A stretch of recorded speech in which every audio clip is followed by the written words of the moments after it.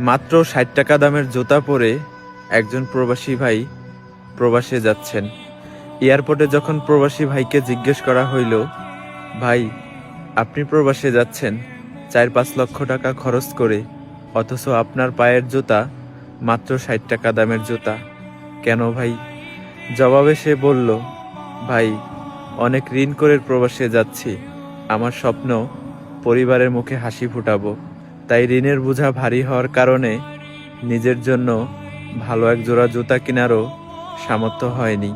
তার এই কথা থেকে আবারও প্রমাণ হয়ে গেল যে একজন প্রবাসী ভাই যখন প্রবাসে যায় তখন তার নিজের জন্য কখনো একটুও চিন্তা করে না, পুরোটা চিন্তাই থাকে পরিবারকে নিয়ে।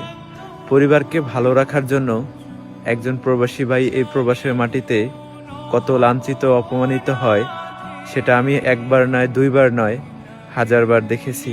একজন প্রবাসী যখন নতুন অবস্থায় এই প্রবাসে আসে তখন পরিবারের চিন্তা যখন তার মাথায় থাকে তখন হাজার মানুষের অপমান হয়।